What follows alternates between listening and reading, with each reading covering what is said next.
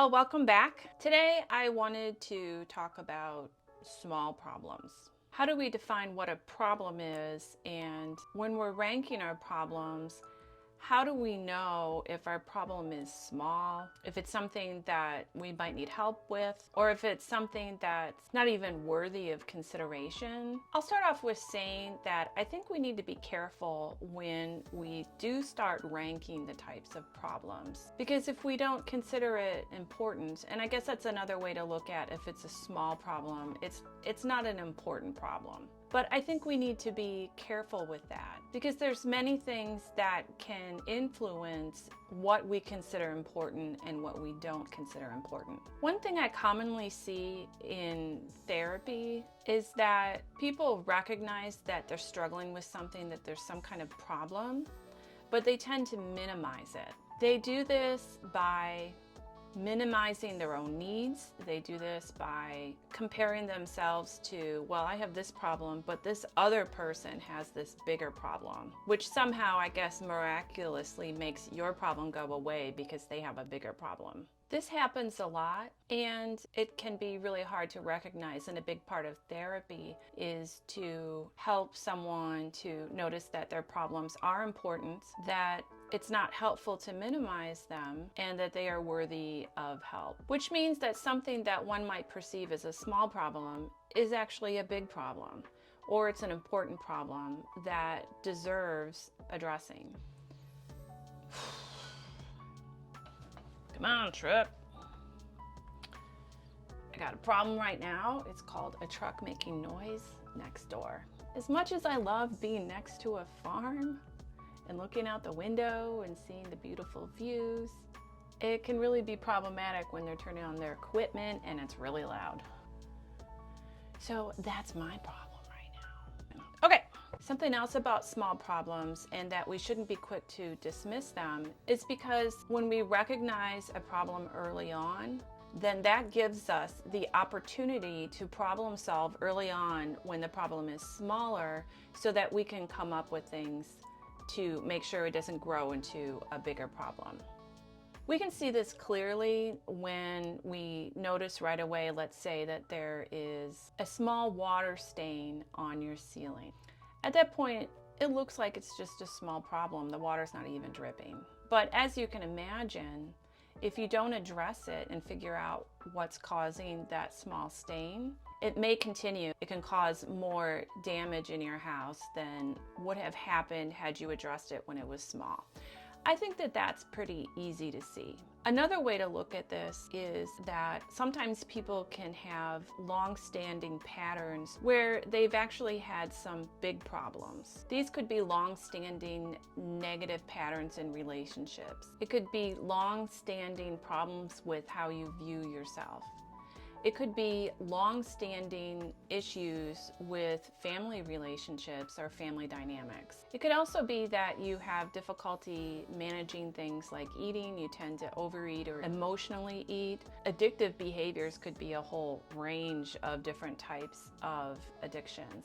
If we haven't really recognized what the issue is until it's gotten really big, and we're trying to prevent that from happening again, it really does help to kind of break things down and look at it when the problem is small. The first moment when we're starting to take a small step towards what's going to be the next step, and then the next step towards this bigger problem. So for example, let's say that you are trying to watch what you eat, and you have to plan a birthday party for someone in your family, and they like a lot of rich foods, they want a cake, all of these things that you have to be careful with not overeating. If you know that there's a pattern of when you're planning for family events that you tend to get overwhelmed, you get tired, it stresses you out. And when you first start planning, it's not a problem. Everything is great. You're really excited. But then as time goes on, then the stress becomes greater. And so then when it's actually the time of the birthday, you're so stressed out that it's difficult for you then emotionally to be able to make healthy choices with your eating, which then can lead to overeating or making choices that you wouldn't have otherwise made had you not been so stressed out.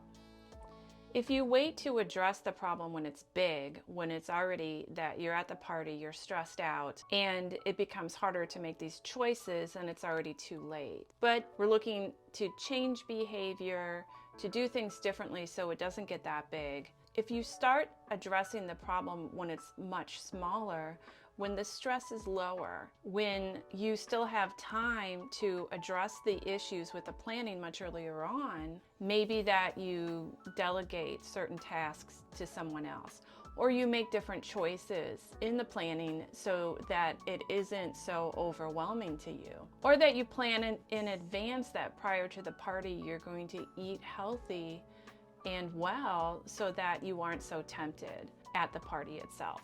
The list is endless. Basically, the idea is to avoid the bigger problem is that you address it when it's much smaller. You have more options, your mind is clearer so that you can make better choices to avoid the bigger problem. So in this case, small problems are really important and we don't want to overlook it. Another type of small problem is what we could say possibly objectively is a small problem. In this case, we're not merely minimizing how big our problem is. It really is something that's much smaller. I am really humbled to hear some of the stories that my clients tell about their lives and the things that they've experienced and the problems that they have to deal with. Objectively, on the surface, in contrast with some of my other clients who don't have the same depth of problem. But what I will tell you is that regardless if someone has experienced a lot of things and has some real problems as a result of it, I don't minimize or discount the suffering that someone else may have because their problems in comparison are smaller. Because in my mind, a problem is a problem. Similar to the party planning, which can have small problems in there, what I know is that things that are bothering you when they're small, they can be cumulative. And you've probably heard the phrase death by 1,000 paper cuts. Everyone's constitution is a little bit different. What is not a problem and tolerable to me may not be the same as what is a problem and tolerable to you. And often small problems, beyond just maybe some practical solutions, is that someone just needs to have that validated, that, well, yeah, that is difficult. No, that wasn't easy to deal with. And sometimes just having those struggles validated is enough. Then after the validation, then you can move into recognizing the good things in your life, what's gone well, your successes, and have gratitude for the positive things in your life, which actually can be quite helpful. But without that initial validation, that can be really hard to do. We're social creatures, we need to be heard. So in summary, small problems are important too, because it could be that it's actually a big problem and you're just minimizing it. It could be that if you don't address it when it's small, that it could become a much bigger problem. And that it could also be that you have individual small problems. Those problems are worthy of being validated so that you are able to then move into a more positive, hopeful space and then do some more problem solving. I hope your problems stay as small as possible. That's all I have for today. My name is Bethany Brunn. I'm a licensed mental health counselor, and I hope today's video helped you to get back to you. Bye. Come on, truck. I got a problem right now. It's called a truck making noise next door. As much as I love being next to a farm and looking out the window and seeing the beautiful views when they're turning on their equipment and it's really loud. So that's my problem.